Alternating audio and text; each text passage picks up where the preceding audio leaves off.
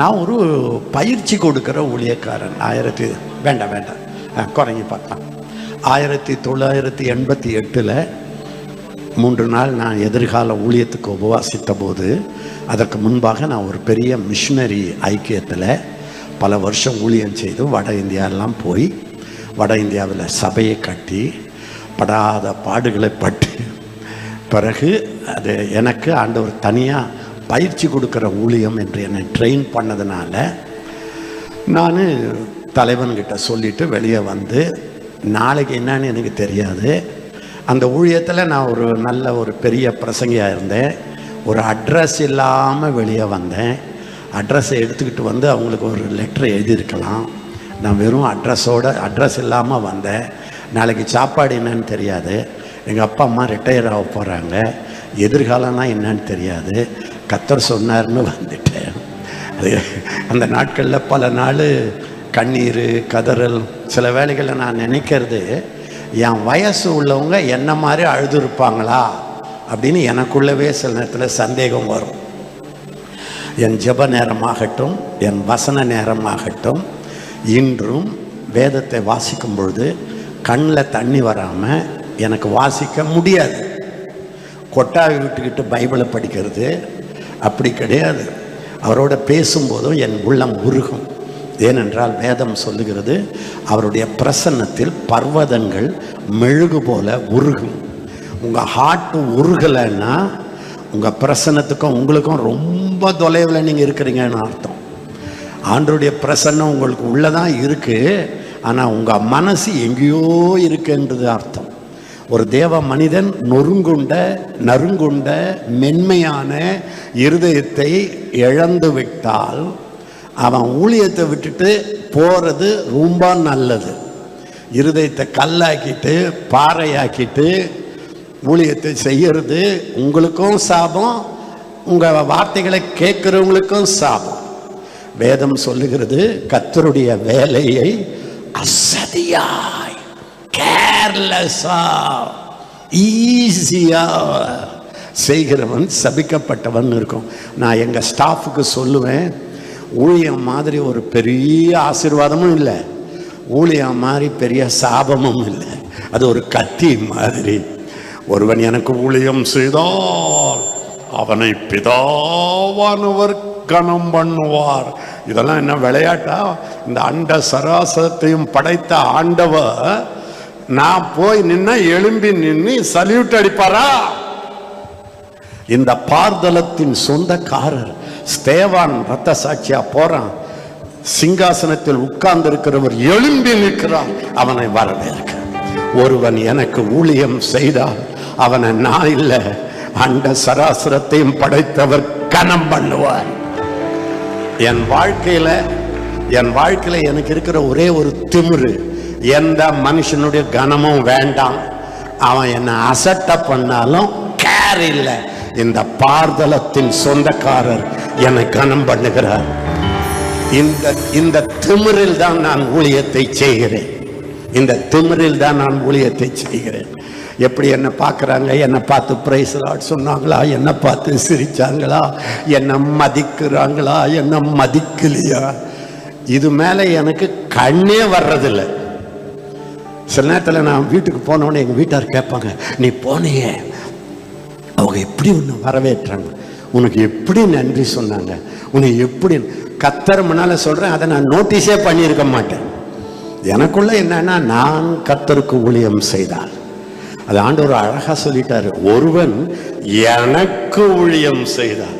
வயிற்றுக்கு இல்லை, வீட்டுக்கு இல்லை, கனத்துக்கு இல்லை, பணத்துக்கு இல்லை, எனக்கு ஊழியம் செய்தாய் அவனை பிதாவானவர் கனம் பண்ணுவார். ராஜா கனம் பண்ணுகிற மனுஷன் ராஜ குதிரையில் போவான், அவன் தான் மொர்தெகாய். எங்கேயாவது நீங்க அவமானப்பட்டு போய் கொண்டிருந்தால் நீங்க அந்த அவமானப்படுத்துகிற ஆள் மேல கோபப்படாதீங்க. உங்களை அழைத்தவரை எப்படி கனம் பண்ணுகிறீர்கள் என்று எண்ணி பாருங்கள். மனிதனுக்கு உங்களை கனப்படுத்தவோ கீழே தள்ளவோ மேலே உயர்த்தவோ எந்த மனிதனுக்கும் கர்த்தர் அதிகாரத்தை கொடுக்கவில்லை. அவரே நம்மை உயர்த்துகிற கர்த்தர். இந்த பார்தலத்தின் சொந்தக்காரரவ, எந்த உள்ளத்தின் சொந்தமான.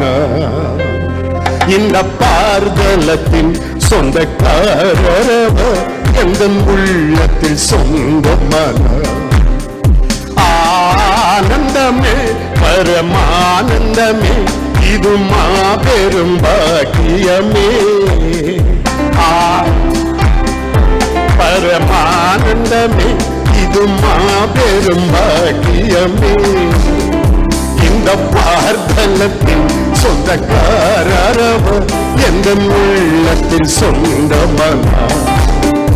இந்த பபரா லாத்ரோன சபா ஹீலமன்பஹா இஷ்கோ பஹர் மரஹதோ சப்ரபா. சின்னம் சிறு வயதில் என்னை தெரிந்து கொண்டார், தூரம் போயினும் கண்டு கொண்டார். சின்னம் சிறு வயதில் என்னை தெரிந்து கொண்டார், தூரம் போயினும் கண்டு கொண்டார். தமது ஜீவனை எனக்கும் அளித்து ஜீவன் பெற்றுக்கொள் என்றுரைத்தார். எனது ஜீவனை எனக்கும் அளித்து ஜீவன் பெற்றுக்கொள் என்றுரைத்தார். கொஞ்சம் ஆனந்தத்தோட, ஆனந்தமே பரமானந்தமே, இது மாபெரும் பாக்கியமே. ஹக்லோ சப்பா ஆனந்தமே, அப்படி பலாஹந்தோலசோ ஹக்லி தோனோசோ அவள் மாறா. இந்த பார்தலத்தின் சொந்தக்காரரவ, உள்ளத்தில் சொந்தமானவா. நன்றி அப்பா, நன்றி அப்பா, நன்றி அப்பா, நன்றி அப்பா. ஸோ ஒவ்வொருத்தர் முறையும் ஊழியக்காரங்க இந்த உலகத்திலேயே தன்னை ஆராய்ச்சி அடிக்கடி பண்ண வேண்டியவர்கள். உலகம் அல்ல, அவிசுவாசிகள் அல்ல, விசுவாசிகளும் அதை விட அதிகமாக ஊழியக்காரர்களும். நமக்கு போராட்டம் வரும். ஊழியக்காரர்கள் பிசாசினுடைய லக்கில் நம்ம தான் முதல் வரிசையில் இருக்கிறோம். ஊழியம் என்பது ஒரு போர்க்களம். அது வெறும் ஊழியம் அல்ல, அது போர்க்களம். எதிரிகள் வருவார்கள். ஒரு எலிசாவை பிடிக்க, ஒரே ஒரு எலிசாவை பிடிக்க அசீரியன் இராணுவங்களை, பலத்த இராணுவத்தை, சேரியட்டை, சேரியட்டுக்கு என்ன ரதங்களை, குதிரைகளை அனுப்பி ஊரையே வட்டம் போட்டான். நீ உன்மேல் எவ்வளவு அதிகமான அழைப்பு இருக்கோ அவ்வளவு எதிரிகள் உன்னை சுற்றி இருப்பார்கள். அதை நான் மறுக்கலை, அதை நான் இல்லைன்னு சொல்லலை. ஆனால் அதை பார்த்து நீங்கள் சோதனை வந்துச்சு, இது வந்துச்சு, அதனால தான் இப்படி ஆயிட்டேன், என்னை எல்லாரும் காயப்படுத்திட்டாங்க, அதனால தான் நான் கல்ல ஆயிட்டேன், இப்படி சொல்ல முடியாது. ஏனென்றால் அவங்க உங்களை சூழ இருக்கிற எதிரிகளை விட உங்கள் இருக்கிற மலையவே சுற்றி, உங்கள் ஊரையே சுற்றி அக்கினிமயமான குதிரைகள், இராணுவ வீரர்கள் இருக்கிறத நீங்க மறைக்க கூடாது. நீங்க சாக்கு சொல்ல, உங்க பின்மாற்றத்துக்கோ உங்கள் இருதய கடினத்துக்கோ கனி இல்லாத ஒரு ஊழியத்திற்கோ சாக்கு போக்கு சொல்ல காரணமே கிடையாது. ஸோ அதனால நீங்க எல்லாருமே ஆண்டவரோட நான் நாளுக்கு நாள் நாளுக்கு நாள் நாளுக்கு நாள், நேற்று விட இன்றைக்கு. இப்போ எனக்கு உடம்பெல்லாம் மாம்சம் இளமையாக வராது. அது அவன சொல்கிறான், புறம்பான மனிதன் அழிஞ்சாலும் உள்ளான மனுஷன் நாளுக்கு நாள் அற்புதமாய் என்னை தாங்கிடும். நாதன் இயேசு என்னோடிருப்பா. எல்லாரும் நாளுக்கு நாள் அற்புதமாய்